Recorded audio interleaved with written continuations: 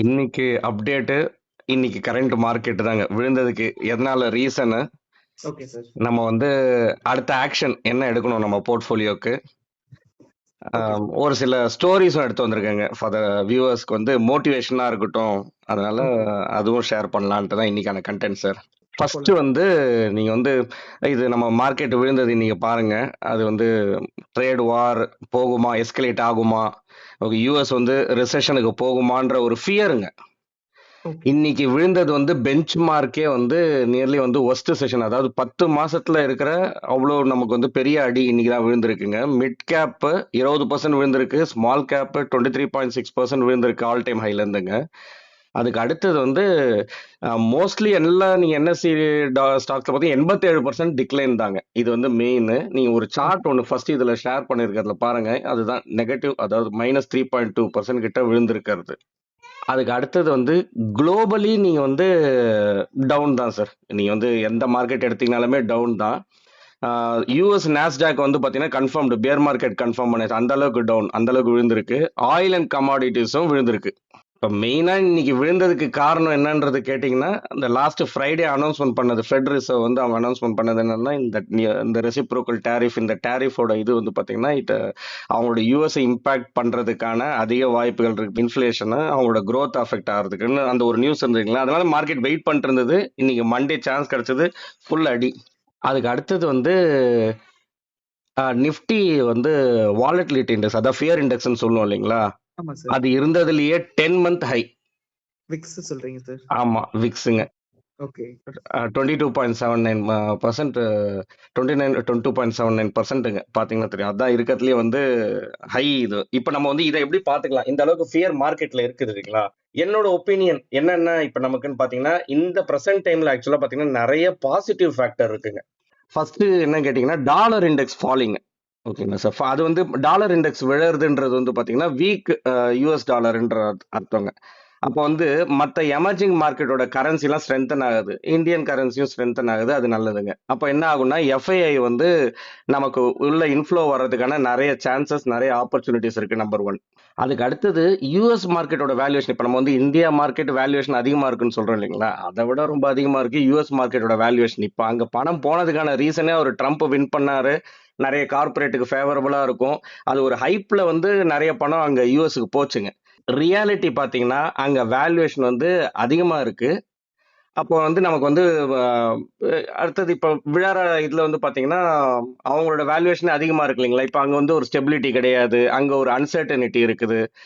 Inflation அதிகமான போறது, அதாவது அவங்க யூஎஸ் ஃபெட் அவங்களே அனௌன்ஸ்மெண்ட் பண்ணியிருக்காங்க இல்லைங்களா, அந்த ஒரு ஃபியர் ஃபேக்டர்ன்றது அங்க இன்க்ரீஸ் ஆகும்போது அந்த ஃப்ளோ ஆஃப்னா மற்ற எமர்ஜிங் மார்க்கெட் டுவர்ட்ஸ்ல போறதுல பெட்டர் பொசிஷன்ல இருக்கிறது பாத்தீங்கன்னா இந்தியா தான். இது ரெண்டாவது. மூணாவது வந்து ஃபாலிங் க்ரூட் ஆயில் பிரைஸ். இப்போ நம்ம பார்த்தோம் க்ரூடு கமாடிட்டி விழுந்ததுக்குன்ற பார்க்கும்போது அது இந்தியாவுக்கு ஆக்சுவலாக ஒரு இதில் அட்வான்டேஜுங்க. அது எப்படி நமக்கு அட்வான்டேஜ்ன்றது பார்த்தோம்னா, நம்ம இம்போர்ட்டு 80% வந்து வெளியில இருந்தா நம்ம இம்போர்ட் பண்றோம். இப்போ ஓகே நமக்கு வந்து சார். டாலர் விழுந்ததுன்னு சொன்ன பார்த்தீங்களா, டபுள் அட்வான்டேஜ். அதுவும் நமக்கு அட்வான்டேஜ் தான். அப்போ நம்ம வந்து டாலர்ல நம்ம வாங்கும்போது அதோட பெனிஃபிட்டும் கிடைக்கும்.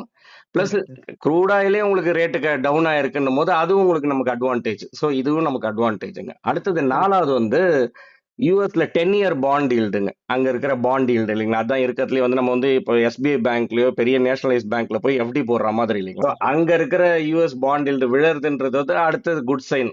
அது என்னன்னா அங்க விழுந்துச்சுன்னா அடுத்தது பெட்டர் மார்க்கெட்டுக்கு பார்ப்பாங்க, பெட்டர் ஒரு ரிட்டர்ன்ஸுக்குன்னு பார்க்கும்போது திரும்ப இது டுவர்ட்ஸ் நம்ம இந்தியா பக்கம் வர்றதுக்கான நிறைய சான்சஸ், வாய்ப்புகள் இருக்குது. அதுக்கு அடுத்தது வந்து இந்தியன் இதுவும் வந்து பாத்தீங்கன்னா 10 இயர் ஈல்டே வந்து ஃபாலிங் தாங்க. இது நமக்கு எப்படி அட்வான்டேஜ்னு பாத்தீங்கன்னா, கவர்மெண்ட்டுக்கு பாரோயிங் ஈஸி ஆயிடுது இல்லைங்களா. அப்போ வந்து நிறைய வந்து அவங்க இன்ஃப்ராஸ்ட்ரக்சர் ஸ்பெண்டிங் இன்க்ரீஸ் பண்றதுக்கான வாய்ப்புகள் இருக்குது.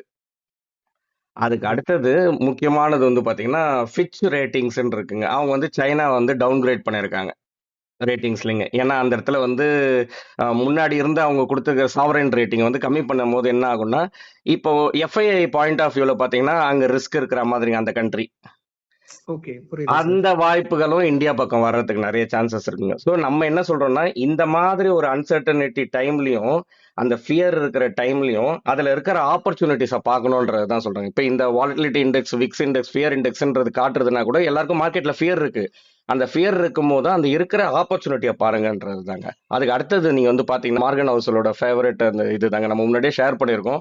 இது ரைட் டைம் இதை வந்து திரும்ப நம்ம வந்து நம்ம வியூவர்ஸுக்கு ஷேர் பண்றதுக்கு. All past corrections look like an opportunity while all present and future corrections look like a risk. correct sir. அப்ப இப்ப பிரசண்டா நம்ம ரிஸ்க் பாக்குறத விடங்க, ஏன்னா இதுதான் ஆக்சுவலா ரியாலிட்டிங்க, எல்லாருக்குமே இப்படிதான் தோணும். அதை மிஸ் பண்ணிட்டுங்க. இப்ப எக்ஸாம்பிளுக்கு நம்ம சொல்லணும்னா லாஸ்ட் கோவிட் டைம்ல, ஏன்னா இந்த ஒரு 2-3 இயர்ஸா வந்தவங்க வந்து நிறைய இன்ஃப்ளோ வந்ததுக்கு ரீசனிங்ல நம்ம மார்க்கெட்ல மியூச்சுவல் ஃபண்ட்ல எஸ்ஐபி இன்க்ரீஸ் ஆனதுக்கு ரீசன்லாம் வந்து பாத்தீங்கன்னா அந்த கோவிடுக்கு முன்னாடி போட்ட இன்வெஸ்டர் எல்லாம் அதுல இருந்து பார்த்துட்டு அது ரிட்டர்ன் ஒன்று பார்க்க ஆரம்பிச்சாங்க இல்லைங்களா, அதுக்கப்புறம் அதை கேட்டு நிறைய பேர் உள்ள மார்க்கெட் உள்ள வந்தவங்க நிறைய பேர் இருக்காங்க. Okay. ஆனா இன் ரியாலிட்டி நம்ம என்ன புரிஞ்சுக்கணும்னா, ஆக்சுவலா நீங்க கோவிட் டைம்ல பாத்தீங்கன்னா அது ஒரு ரிஸ்க் இல்லைங்களா. நாளைக்கு ஃபியூச்சரே வேக்சின் கண்டுபிடிப்பாங்களா இல்லையா, ஃபியூச்சர் எப்படி போகும்னே தெரியாது, ஒரு அன்சர்டனிட்டி இருந்தது மார்க்கெட்ல. அப்போ யாரு ஸ்டே இன்வெஸ்டடா இருக்காங்களோ அவங்க தான் ரிட்டர்ன்ஸை பார்த்தாங்க. அதுக்கப்புறம் ஒரு 2-3 இயர்ஸ் நமக்கு வந்து கண்டினியூட்டியா உங்களுக்கு வந்து நல்ல ஒரு ரிட்டர்ன் மார்க்கெட்ல பாத்தீங்க. ஆனா வந்து எப்பயுமே மார்க்கெட்ன்றது ஒன் சைடா போகாதுங்க. இதுதான் இன் ரியாலிட்டி பாத்தீங்கன்னா இந்த மாதிரி ஈவெண்ட் வந்து பாஸ்ட்ல பாத்தீங்கன்னா எத்தனையோ ஈவெண்ட்ஸ் வந்திருக்கு. அந்த மாதிரி ஒரு ஈவெண்ட் தான் இது. இதை வந்து ஒரு 2-3 இயர்ஸ் 4-5 இயர்ஸ்க்கு அப்புறம் பாத்தீங்கன்னா இந்த இயரை மார்க் பண்ணிட்டு இந்த ரீசனை பத்திலாம் நம்ம பேசுவோம். அப்போ இதெல்லாம் ஒரு ஆப்பர்ச்சுனிட்டி அப்ப நமக்கு தெரியுங்க. அதுக்கு அடுத்தது வந்து ஒரு சில ஸ்டோரிஸ். இது வந்து ரியாலிட்டியில் நம்ம வந்து இதெல்லாம் பார்த்து புரிஞ்சுக்கிட்டோம்னா நம்ம வந்து இன்னைக்கு என்ன ஆக்ஷன் எடுக்கணுன்றதுக்கு ஒரு டிசிஷன் எடுக்க முடியும் நம்மளால. இதுல வந்து 3 ஃப்ரெண்ட்ஸுங்க, அதாவது 10,000 ரூபாய் எஸ்ஐபி வந்து ஒரு 20 இயர்ஸுக்கு பண்ணணும்ட்டு 2003ல ஸ்டார்ட் பண்றாங்க. Okay இவங்க sir. அதுல வந்து என்னன்னா, ஒருத்தர் வந்து ரெக்கரிங் டெபாசிட்ல பண்றாரு, அதே 10,000 ரூபா தான். இன்னொருத்தர் வந்து கோல்ட்ல பண்றாரு, இன்னொருத்தர் வந்து ஈக்விட்டி மார்க்கெட் மியூச்சுவல் ஃபண்ட்ஸ் ரூட்ல எஸ்ஐபி பண்ணிட்டு இருக்காருங்க. 3 டிஃப்ரெண்ட் அசெட் எடுத்துட்டாங்க. அதுக்கப்புறம் 20 வருஷத்துக்கு அப்புறம் பாக்குறோம் நம்ம, இது ரியல் டேட்டா தாங்க இது. இந்த டேட்டால வந்து ஆக்சுவலா 20 வருஷத்துக்கு அப்புறம் இந்த ரெக்கரிங் டெபாசிட் போட்டவர் வந்து பாத்தீங்கன்னா 7% சிஏஜிஆர், அவர்கிட்ட 50.98 லேக்ஸ், அப்ப 51 லட்சம் ரூபா இருக்குங்க. அதுக்கடுத்து கோல்ட்ல போட்டவருக்கு பாத்தீங்கன்னா 11.13 சிஏஜிஆர், அவர்கிட்ட 82 லட்சம் ரூபா இருக்குங்க. இதே ஈக்விட்டி மார்க்கெட் மியூச்சுவல் ஃபண்ட்ஸ்ல போட்டவருக்கு வந்து 14% சிஏஜிஆர், நியர்லி 1 கோடி ரூபாய்க்கு மேல ரீச் ஆயிருக்காரு, அவர் அக்யூமுலேட் பண்ணிருக்கிறாருங்க. அப்போ இதுல வந்து நீங்க அடுத்த சார்ட்ல பாத்தீங்கன்னா தெரியும், இன்ஃபிளேஷனே 5.77%ங்க. இதுல வந்து ஃபர்ஸ்ட் இது பண்ணவருக்கு ரியல் ரிட்டர்ன் பாத்தீங்கன்னா, ஏன்னா இன்ஃபிளேஷன் அட்ஜஸ்ட் பண்ணிட்டு அதை நம்ம வந்து ரியல் ரிட்டர்ன் என்னன்னு பாத்தீங்கன்னா 1.16% தான் எஃப்டில போட்டவருக்கு, அதாவது ரெக்கரிங் டெபாசிட்ல பண்ணவருக்கு. அடுத்தது கோல்ட்ல பண்ணவருக்கு பாத்தீங்கன்னா 5% தான் ரியல் ரிட்டர்ன். மியூச்சுவல் ஃபண்ட்ஸ்ல போட்டவருக்கு வந்து பாத்தீங்கன்னா 8.36% ரியல் ரிட்டர்னுங்க. அப்ப நம்ம என்னன்னா, நீங்க வந்து எந்த அசெட் கிளாஸ், எல்லா அசெட் கிளாஸும் நமக்கு மைண்ட்ல எல்லாமே நமக்கு ரீச்சபிள், ஆக்சசபிள் தாங்க.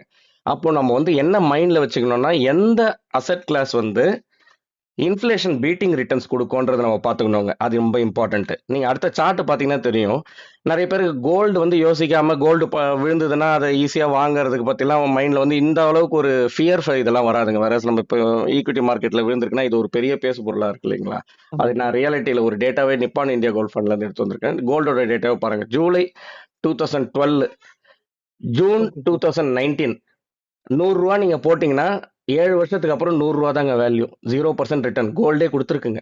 அப்போ நம்ம என்ன சொல்ல வரோம், இந்த மாதிரி கோல்டுலயே நடக்கும் போது ஈக்விட்டி மார்க்கெட்ல இதே தானே நடக்குது இல்லைங்களா. அது ஒரு அசெட் இல்ல, கம்பேர்ட் டு கோல்டு நம்ம பார்க்கும்போது இது பெட்டராகவே ரிட்டர்ன் கொடுக்கறதுக்கான வாய்ப்பு இருக்குது. அப்போ இந்த டைம்ல வந்து இதே கோல்டு இதுல கூட பாத்தீங்கன்னா நம்ம என்ன பண்ணுவோம், ஆக்சுவலா வந்து பாத்தீங்கன்னா சொல்லாமே பண்ணுவோம் ஆட்டோமேட்டிக்கா. எப்பப்பெல்லாம் கோல்டு பிரைஸ் கம்மியாகுதோ அப்பெல்லாம் நம்ம வாங்கிட்டே இருப்போம். ஆமா சார். அப்ப இந்த டைம்ல கூட லம்சம் மட்டும் போடாம இந்த டைம் எங்க விழுந்திருக்கும், இந்த கோல்ட் ஃபண்ட்லயே விழ நம்ம நிறைய எஸ்ஐபி ரூட்ல நம்ம வாங்கிட்டே இருக்கிறோம்னு வச்சுக்கோங்க, இதுவே பெட்டர் ரிட்டர்ன்ஸ்ல தான் இருக்கும். அதே தான் ஈக்விட்டி மார்க்கெட்டுக்கும் அப்ளிகபிள்ங்க. இதுல நம்ம என்ன அடுத்த இதுல பாத்தீங்கன்னா மாரல் ஆஃப் த ஸ்டோரி என்னன்னா, நம்ம இன்வெஸ்ட்மெண்ட் வந்து நிறைய அசெட் கிளாஸ் இருக்கலாம், ஆனா வந்து நம்ம மைண்ட்ல மெயினா என்ன இருக்கணும்னா, எந்த அசெட் வந்து இன்ஃபிளேஷனை பீட் பண்ணும், அதுதான் இம்பார்ட்டன்ட் சார். சார் இப்போ நம்ம ரெண்டாவது ஸ்டோரியை பாக்குறோம். ஸ்டார்ட் இயர்லின்றது ரொம்ப இம்பார்ட்டன்ட் சார். இதுல வந்து சச்சின்றவர் வந்து மாசமான 10,000 ரூபாய் சேர்க்கிறாருங்க. அதை டிசைட் பண்றாரு, அதே மாதிரி ஸ்டார்ட்டும் பண்றாரு. 25 வயசுல ஸ்டார்ட் பண்றாரு. அவரோட எய்ம் வந்து 60 வயசு வரைக்கும் இன்வெஸ்ட்மெண்ட் பண்ணணுங்க. இவர் சொன்னதை கேட்டுட்டு அவரோட ஃப்ரெண்ட் சூர்யான்றவர் வந்து ஒரு 10 வருஷம் அப்புறம் தான் ஸ்டார்ட் பண்றாரு. அவரோட ஏஜ் 35 வயசுல ஸ்டார்ட் பண்றாரு. இவர் 10,000 ரூபாய்க்கு பதில் 25,000 ரூபாய் போடுறாருங்க மாசமானா. அப்போ வந்து என்ன அந்த 10 வருஷம் டிலே இல்லைங்களா, அதை கேட்ச் அப் பண்ணலான்றது இவரோட கான்செப்ட். நீ 10,000 ரூபாய் பண்றப்பா, நான் 25,000 ரூபாய் பண்றேன் மாசமானான்றது கான்செப்டுங்க. அடுத்தது ஆக்சுவலா அந்த எண்ட் ஆஃப் இதுல 2 பேருக்கு 60 வயசு ரீச் ஆகும்போது என்ன கார்பஸ் ரீச் ஆயிருப்பாங்க அப்படின்னு நீங்க பாத்தீங்கன்னா, அந்த 25,000 ரூபாய் பண்ணாரு இல்லைங்களா, ஆமா சார். அவர் வந்து 4.7 கோடி ரூபாய் சேர்த்திருப்பாரு. அவரோட ம். வெல்த் வந்து பாத்தீங்கன்னா ஒரு 6 டைம்ஸ் வளர்ந்துருக்கு. ஃபர்ஸ்ட் சச்சின்ற ஒரு ஸ்டார்ட் பண்ணாரு இல்லைங்களா, 10,000 ரூபா தான் ஸ்டார்ட் பண்ணாரு. அவரோட வெல்த் பாத்தீங்கன்னா 6.4 கோடி ரூபா, 15 டைம்ஸ் அவரோட இது வந்து வெல்த் வளர்ந்துருக்குங்க. என்ன டிஃபரன்ஸ்ன்றதும் பாருங்க, 10,000 ரூபா போட்டவர் ஆக்சுவலா 42 லட்சம் ரூபா தான் இன்வெஸ்ட்மெண்ட் பண்ணிருக்காரு. வெல்த் இன்வெஸ்ட்மெண்ட் பண்ண அமௌண்ட் கம்மி. அடுத்தது 10 வருஷம் லேட்டா ஆரம்பிச்சவர் வந்து இன்வெஸ்ட்மெண்ட் பண்ண அமௌண்ட் அதிகம். ஆனாலும் அவர் கம்மி கார்பஸ் தான் சேர்த்திருக்காரு. அப்ப இங்க என்னன்னா பவர் ஆஃப் காம்பவுண்டிங், அந்த டைம் தான் இம்பார்ட்டன்ட்ங்க. லாங் பீரியட் ஆஃப் டைம் வந்து வெல்த் அக்யூமுலேஷனை பில்ட் பண்றதுக்கு அதிக கார்பஸ் சேர்க்கறதுக்கான அதிக வாய்ப்பு இருக்குங்க. மாரல் ஆஃப் த ஸ்டோரி வந்து compounding is the 8th wonder of the world. Magic of compounding பாப்பீங்க. லாங் பீரியட் ஆஃப் டைம் நீங்க கண்டினியூ பண்ணும்போது அப்போ ஸ்டார்ட் இயர்லி பண்றதுனால அந்த பவர் ஆஃப் காம்பவுண்டிங்கோட பெனிஃபிட் நமக்கு கிடைக்கும் சார். அடுத்தது ஸ்டோரி நம்பர் 3. இதுல 2 பேர் இருக்காங்க சார். இந்த 2 பேருக்கு வந்து வீடு வாங்கணும் 20 வருஷத்துக்கு அப்புறம். ஜஸ்ட் ஒரு அசம்ஷன் தாங்க. ஏன்னா இது மாதிரி 2 பேர் திங்க் பண்றாங்க. இப்போ அவங்களுக்கு தேவையான கார்பஸ் எப்பயுமே நம்மளும் எஸ்ஐபி ஸ்டார்ட் பண்ணும் போதுங்க, மியூச்சுவல் ஃபண்ட்ல இன்வெஸ்ட்மெண்ட்டுக்கு வரும்போது நமக்குன்னு ஒரு டார்கெட் இருக்கணும் ஏதாவது ஒண்ணுங்க. அப்பதான் நம்ம அது டுவர்ட்ஸ் நம்ம இத்தனை இவ்வளவு மந்த்லி நம்ம இவ்வளவு பண்ணணும்ன்றது நமக்கு ஒரு கிளாரிட்டி வருங்க. அதே மாதிரி இவங்க வந்து 1 crore ரீச் பண்ணணும்ன்றதான் இவங்களோட கோல். ஓகேங்களா சார்? Okay sir. இதுல வந்து ஒருத்தர் வந்து மாசம் 10,000 ரூபாய் போடுறாருங்க. 1 ஜனவரி 2003ல இருந்து ஸ்டார்ட் பண்றாரு. ஓகேங்களா ஓகே சார்? சார். 20 வருஷத்துல அவர் 1 கோடி ரூபாய் ரீச் பண்றாரு. அது இன்னொரு ஃப்ரெண்டு கூட இருக்கிறார் இல்லைங்களா, ஆமா அவர் என்ன சார். பண்றாருன்னா, அவர் கொஞ்சம் ஸ்மார்ட்டா ஆனுவலி வந்து டாப் அப் மாதிரி பண்ணிட்டு வர்றாரு. எவ்வளவுன்னு கேட்டீங்கன்னா வெறும் 2,000 ரூபாய் தாங்க. அப்போ டாப் அப் 2,000 ரூபாய் பண்றதுனால அவருக்கு என்ன பெனிஃபிட்னு பாருங்க. அந்த 20 வருஷத்துல அவர் 1 கோடி ரூபாய் சேர்த்ததை இவர் 15 இயர்ஸ்லயே சேர்த்துறாரு. 5 வருஷம் முன்னாடியே சேர்த்துடுறாரு. முன்னாடியே சேர்த்துறாரு. அதே மாதிரி அது 20 வருஷம் வரைக்கும் கண்டினியூ பண்றாரு. ஏன்னா அவங்களோட பிளான் 20 வருஷத்துக்கு இருந்தது இல்லைங்களா, கரெக்ட் 20 ஆமா. வருஷத்துக்கு கண்டினியூ பண்ணும்போது பாத்தீங்கன்னா 2 கோடி ரூபாய் இவர்கிட்ட இருக்குங்க. இந்த அளவுக்கு ஒரு டிஃபரன்ஸ் இருக்குது. அப்போ நீங்க அந்த அடுத்தது கிராஃப்ல பாத்தீங்கன்னா உங்களுக்கு டிஃபரன்ஸ் தெரியும். இந்த டாப் அப் பண்ணவருக்கு பாருங்க, எல்லோ லைன்ல போயிட்டு இருக்கு இல்லைங்களா, எவ்வளவு ஆமா. வேரியிங் டிஃபரன்ஸ் உங்களுக்கு வருது பாருங்க. ஒரு டைம்ல பாயிண்ட் ஆஃப் இதுல பாத்தீங்கன்னா 15 இயர்ஸ்லயே அவர் 1 crore ரீச் பண்றாரு. அதுதான் நீங்க அந்த இதுல ரெட் ஏரோல பாக்குறோம். Correct sir. ஆமா. அடுத்தது 20 இயர்ஸ்ல பாருங்க 2 crores ரீச் பண்றோம். இப்போ இதுல மாரல் ஆஃப் த ஸ்டோரி என்னன்னா, இந்த ஸ்டோரியில வந்து பாத்தீங்கன்னா நம்மளது வந்து இன்கம் வருஷமா தான் இன்க்ரீஸ் ஆகுதுன்னு வச்சுப்போமே, நமக்கு அதுக்கு ஏத்த மாதிரி எக்ஸ்பென்சஸ் இன்க்ரீஸ் பண்ணிக்கிறோம். ஆனா நம்ம வந்து இன்வெஸ்ட்மெண்ட் என்னமோ அதே ஸ்டெடியா தான் வைக்கிறோன்ற நான். அதையும் நம்ம வந்து கன்சிடர் பண்ணணும் இன்க்ரீஸ் பண்றதுக்கு. அப்போ வந்து இப்போ இந்த எக்ஸாம்பிள் இந்த ஸ்டோரியில பாருங்க 2,000 ரூபாய் தான் அவர் இன்க்ரீஸ் பண்றாரு வருஷத்துக்கு. அதுலயும் இவ்வளவு பெரிய டிஃபரன்ஸ் பார்க்க முடியுதுங்க. அடுத்தது ஸ்டோரி 4வது ஸ்டோரி பாத்தீங்கன்னா கன்சிஸ்டன்சி ரொம்ப இம்பார்ட்டன்ட்டுங்க. இப்போ வந்து என்ன இப்போ ப்ரெசென்ட்லி இருக்கிறதுல நிறைய பேருக்கு மைண்ட் தாட்ல வந்து மார்க்கெட்டை டைம் பண்ற ஒரு இது இருக்கும் இல்லைங்களா, அதுக்கு வந்து இந்த ஸ்டோரியில ஒரு கிளாரிட்டி கிடைக்கும் சார். 3 பேர் இருக்காங்க, அமர், அக்பர், ஆண்டனிங்க. இதுல வந்து ஆண்டனி வந்து எஸ்ஐபி வந்து ஸ்ட்ராங்கா பிலீவ் பண்றாரு. மாசம் ஒரே ஒரு ஸ்ட்ரிக்டா ஒரு அமௌண்ட் அவரு இன்வெஸ்ட்மெண்ட் பண்றாரு. அதுதான் அவரோட பிளான். இதே ஓகே. வந்து அமர், அக்பர் என்ன சொல்றாங்கன்னா, நம்ம கொஞ்சம் ரிசர்ச் எல்லாம் பண்ணுவோம் டீப்பா. அதை வச்சு நம்ம வந்து மார்க்கெட்ல எப்பப்போ வந்து நமக்கு வந்து ஹையா இருக்கோ அதுல நம்ம இன்வெஸ்ட்மெண்ட் பண்ணக்கூடாது, லோவா இருக்கிறத பார்த்து இன்வெஸ்ட்மெண்ட் பண்ணலான்றது கான்செப்ட். அதுல வந்து அச்சீவும் பண்ணிடுறாரு. அமர்ன்றவர் பாத்தீங்கன்னா வருஷத்துல என்னைக்கு லோவஸ்ட் சென்செக்ஸ் வேல்யூ அன்னைக்கு பார்த்து கரெக்டா அவர் வந்து மாசம் எல்லாம் போடலைங்க, அந்த ஒன் டைமா போட்டுறாரு. ஒரு ஓகே. 1,20,000 ரூபாய் அவர் கரெக்டா அக்யூரேட்டா அடிச்சிடுறாரு. அப்போ அவருக்கு கிடைக்கிற சிஏஜிஆர் பாத்தீங்கன்னா 13.2%. அதுக்கு அடுத்தது அக்பர் வந்து எவ்வளவு ட்ரை பண்றாரு, ஆனா அவர் வாங்குற டைம்ல எல்லாம் பாத்தீங்கன்னா ஹையஸ்ட் சென்செக்ஸ் வேல்யூ போயிடுது. அப்போ அவருக்கு கிடைச்ச சிஏஜிஆர் பாத்தீங்கன்னா 10.2%. ஆண்டனி வந்து அதெல்லாம் டைம் பண்ணல, மாசமான போட்டே இருக்கிறாரு. அவருக்கு 11.68%. அதுதான் லாஸ்ட் 3வது சார்ட்ல நீங்க பாத்தீங்கன்னா தெரியும். அவர் அமர்ன்றவர் இப்ப நம்ம சொல்ற ஒரு எக்ஸாம்பிள் இன் ரியாலிட்டியில வருஷம் கரெக்டா 20 வருஷத்துக்கு நம்ம வருஷம் எப்படி லோவஸ்ட் பாசிபிலிட்டி இருக்கா, கரெக்டா லோவஸ்ட் வேல்யூ நம்ம வந்து அதுவும் வருஷத்துக்குங்க, ஒரு மாசத்துக்கான டே கூட கிடையாதுங்க. வருஷத்துல எது லோவஸ்ட்னு பார்த்து போடுறதுக்கு அது வந்து நியர்லி இம்பாசிபிள்ங்க. அதே மாதிரி இந்த அக்பர் மாதிரி கேஸ் நடக்கிறதுக்கு சான்சஸ் இருக்குங்க. அதாவது நம்ம சூஸ் பண்ற டைமுக்கு அதுக்கப்புறம் மார்க்கெட் விழும், நம்ம வந்து சில டைம் ஹையஸ்ட் வாங்குறதுக்கு சான்சஸ் இருக்குது. அதனால டைம் பண்ணும்போது நம்ம ரிசர்ச் பண்றதுக்கான டைமும் நமக்கு நிறைய போகுது. அப்ப நம்ம ரொம்ப மைண்ட் யூஸ் பண்ணாம சிஸ்டமேட்டிக்கா இன்வெஸ்ட்மெண்ட் பண்ணும்போது அட்லீஸ்ட் நம்ம வந்து ஒரு என்ன மார்க்கெட்டோட ஆவரேஜோ ஆண்டனி இது மாதிரி வித்தவுட் எஃபர்ட்டே நம்மளால அச்சீவ் பண்றதுக்கான சான்சஸ் இருக்குங்க. அதுதான் 3வது மாரல் ஆஃப் த ஸ்டோரி. என்னன்னா கன்சிஸ்டன்டா நம்ம இன்வெஸ்ட்மெண்ட் பண்ணோம்னா மார்க்கெட் டைம், ஏன்னா ரியலி வந்து அன்பிரடிக்டபிள்ங்க. ஆக்சுவலா பாத்தீங்கன்னா அதுக்கான நம்ம டைம் எஃபர்ட்டும் கொடுப்போம். அதுல ஃபைனலா வந்து அச்சீவ் பண்றதோ அச்சீவ் பண்ணாதோ லக்க பொறுத்து தான் இருக்குங்க. அதுக்கு நம்ம அந்த அளவுக்கு டைம் இந்த எஃபர்ட் கொடுக்கணுமான்றது தாங்க. அதுக்கு அடுத்தது வந்து ஸ்டோரி நம்பர் 5 ஃபோக்கஸ்.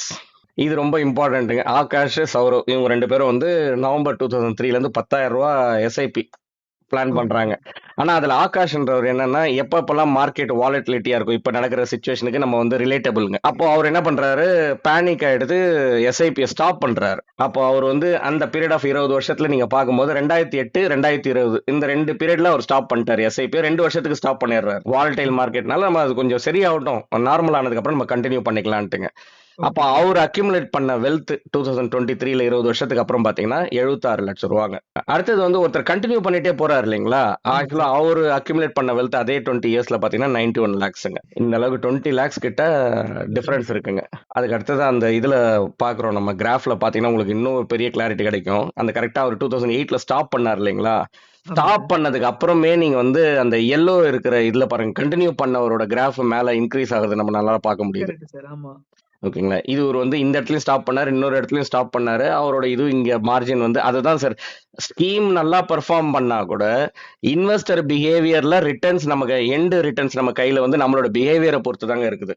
இதுல வந்து மாரல் ஆஃப் த ஸ்டோரி பாத்தீங்கன்னா, மார்க்கெட் வாலடைல்ன்றது நார்மல். அதுதான் இப்பயும் நடக்குதுங்க. ஓகே. எஸ்ஐபி ஒர்க்ஸ் பெட்டர் வந்து பெஸ்ட் இன் வாலடைல் மார்க்கெட் தாங்க. இப்ப ஏறுற மார்க்கெட்ல வந்து நார்மலா 10,000 எஸ்ஐபி போட்டிருக்காங்கன்னு வச்சுக்கோங்க. அடுத்த மாசம் இன்னும் ஓகே. கொஞ்சம் ஏறிச்சுனாலும் நார்மலா நம்ம வந்து பாக்குறது வந்து பாத்தீங்கன்னா ஏற ஏற போட்டுட்டே தான் இருப்பாங்க. ஏன்னா எஸ் அவங்க சார். வந்து கிரீன்ல பாப்பாங்க. அவங்க போர்ட்ஃபோலியோ வளர்ந்துட்டு இருக்கிறது தெரியுங்க. போட்டே இருப்பாங்க. ஆக்சுவலா எஸ்ஐபி பெட்டரா ஒர்க் ஆகுறதே வந்து மார்க்கெட் விழ விழ நீங்க வாங்குறீங்க இல்லைங்களா?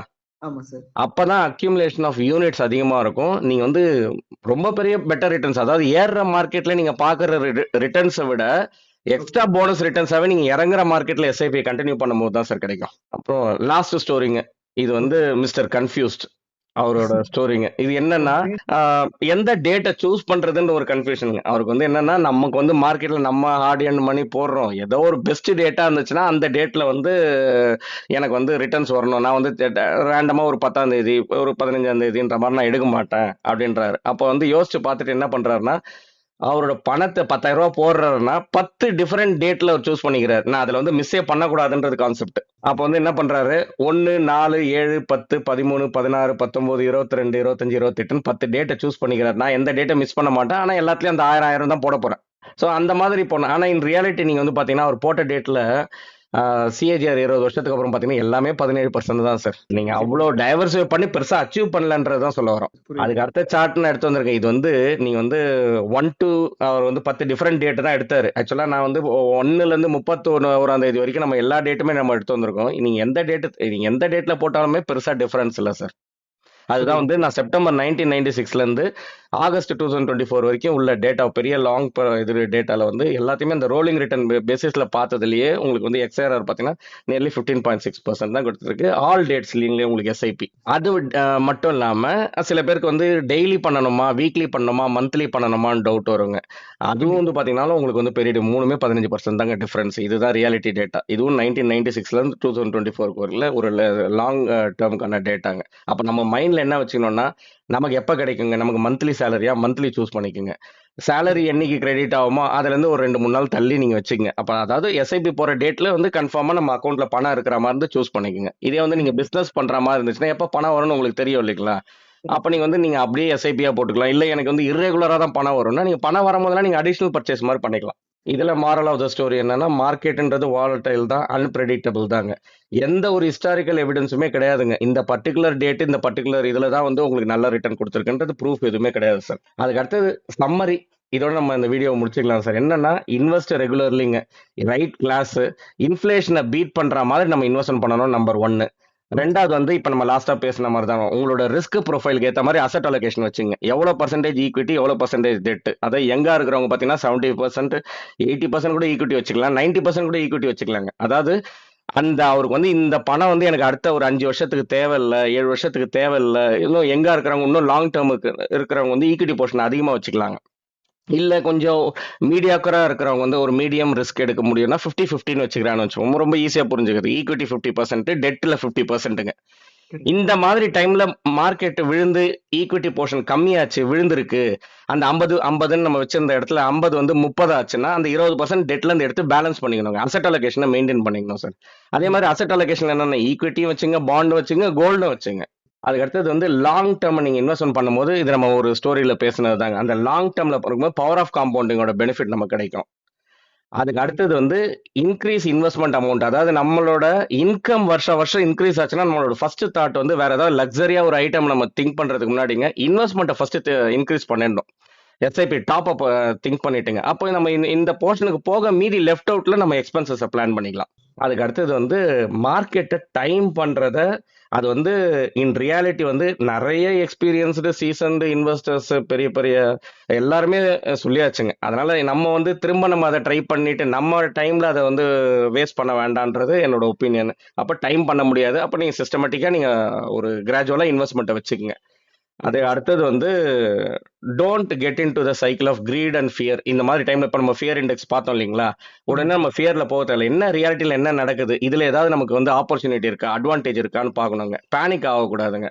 இப்போ நம்ம பார்க்கறது எல்லாமே இந்தியாவுக்கு வந்து பார்த்தீங்கன்னா ஷார்ட் டேர்ம்ல தான் இந்த வாலட்டிலிட்டிங்க. நீங்க மீடியம் டேர்ம் லாங் டேர்ம் பார்த்தீங்கன்னா நம்மளோட இது வந்து ரொம்ப ஸ்ட்ராங்கா இருக்குங்க ப்ரொஃபைல் இந்தியாவோட இது பார்த்தீங்கன்னா. ஸோ இந்த ஆப்பர்ச்சுனிட்டி நம்ம மிஸ் பண்ணக்கூடாது. லாஸ்டா வந்து எதை பர்ஃபார்மிங்கா எது நல்லா இருக்கு, எந்த ஒரு பர்டிகுலர் செக்டரல் ஃபண்டு நல்லா இருக்கா, இல்லை எது நிறைய விழுந்திருக்கு, அதை மட்டும் நம்ம வந்து அட்வான்டேஜ் எடுக்கிறோன்ற மாதிரி ஒரு பர்டிகுலர் ஃபண்டோ பர்டிகுலர் செக்டரோ இந்த டைம்ல வந்து நம்ம சேஸ் பண்ணக்கூடாதுங்க. அசெட் அலோகேஷனை ஃபாலோ பண்ணிக்கணும் sir. Okay sir. Okay. Okay sir, இதோட நம்ம இந்த வீடியோட எண்டுக்கு வந்தாச்சுங்க. ஓகே சார் இன்னொரு ஒரு இன்ட்ரெஸ்டிங்கான வீடியோல திரும்ப வந்து உங்களை ரீச் பண்றேன். கண்டிப்பா சார். ஓகேங்க. இது வரைக்கும் நம்ம வியூவர்ஸ் இது வரைக்கும் நம்மள கண்டென்ட்லாம் பார்த்துட்டு சப்ஸ்கிரைப் பண்ணாதவங்க சப்ஸ்கிரைப் பண்ணிக்கலாம். நம்மளோட டெலகிராம் சேனலும் ஆக்டிவா இருக்குங்க சார். அதில் நிறைய மியூச்சுவல் ஃபண்ட்ஸ் ரிலேட்டட் இன்ஃபர்மேஷன்ஸ்லாம் ஷேர் பண்றோம். அதுலயும் நம்ம டிஸ்கிரிப்ஷன்ல ஆட் பண்றோம். அதுலயும் ஜாயின் பண்ணிக்கலாம் சார். இன்னொரு ஒரு இன்ட்ரெஸ்டிங்கான கண்டென்ட்ல உங்களை திரும்ப வந்து ரீச் பண்றேன். ரொம்ப நன்றி சார். நன்றி சார்.